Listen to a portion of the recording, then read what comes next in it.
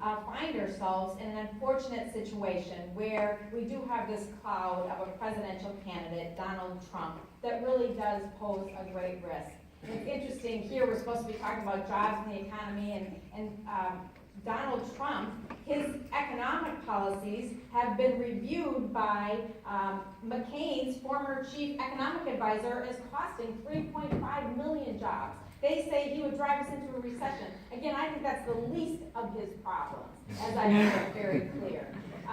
So we need to have leaders who can stand firmly for a vision that is reflective of the people in our state and in our nation. So just a minute about the people of the 3rd District.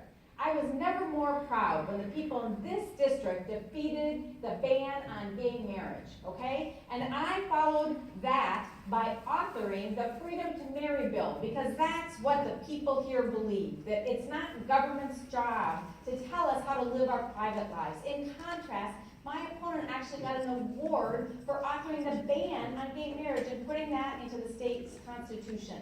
Why is that relevant today? Because that very thing is happening in other states. In North Carolina and Indiana, those legislatures have continued to put anti-discriminatory policies into law, and then in North Carolina and Indiana, that's had a very chilling effect. Businesses have left.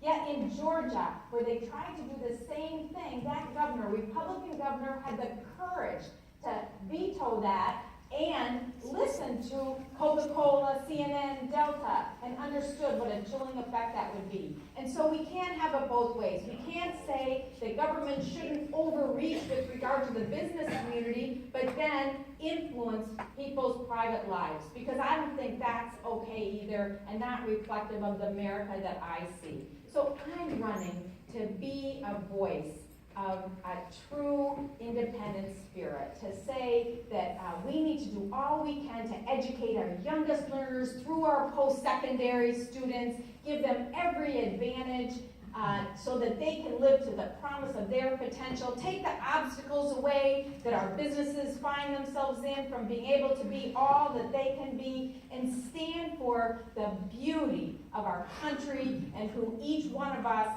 can bring to bear. So I will be that courageous leader. I will tell you that Donald Trump is not fit to be a president. I will tell you that I am going to vote for Hillary Clinton, and that you can trust me to stand up to her and my party when it's not in our best interest, because I'll always put your interests first and have you in my heart. Thank you. All right, Terri Bonoff, thank you very much.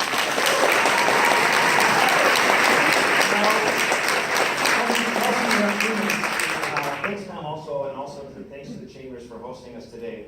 As I mentioned earlier, when I was first elected to Congress, I said Washington was broken, and I would help fix it. And I've been able to work across the aisle to get some pretty important things done. Sometimes they're big things, and sometimes they're little things. But I have been able to get a lot of bills signed into law by a Democrat president.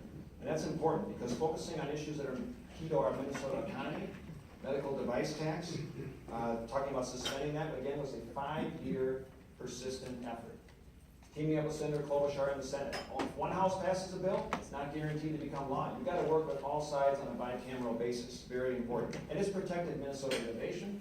It's protected Minnesota jobs. Other important issues like passing these anti-human trafficking legislation now is signed into law also by the president, literally saving the lives of 12, 13, and 14-year-old girls. And then guaranteeing again that military dogs can be retired here at home, rather than being trapped in Afghanistan or Iraq, so they can go with their handler, they can go with the veteran, we can help solve PTSD problems, and an opportunity to save and work with our veterans. And then most recently, I'm one of only 34 members again this year, either party, that has had a bill signed into law by the president, with my missing children bill, just signed into law last month, that will now help guarantee that law enforcement has the appropriate tools to help reunite families.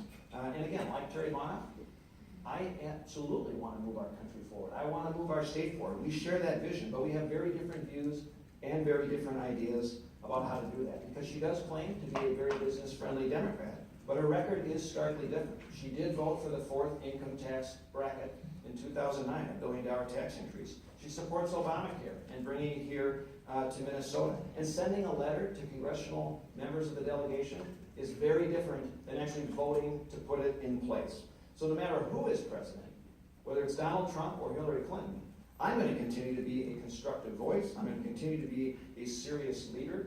I'm going to continue to be a reform-minded, results-oriented, and solution-oriented person working across the aisle to actually get things done. And a big part of that is being a voice for small business, being a voice for those of you that create jobs and creating a healthier economy, whether it's pushing tax reform, trade policy, or the right types of healthcare reforms, because the Republicans did have a better alternative on healthcare. It was the only proposal scored to actually lower healthcare premiums, but that got pushed aside.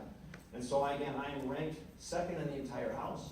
I'm ranked fifth in the entire House for bipartisan bills, in the top 15% for actually passing bills out of the committee, and actually number one in the Minnesota delegation. And I'm proud to be endorsed by the Chamber of Commerce, the National Federation of Independent Business, our police locally here, and the Minneapolis Federation of Police, as well as the Minnesota Police and Peace Officers Association and the Fraternal Order of Police. And I thank you for your support. All right, let's have a roll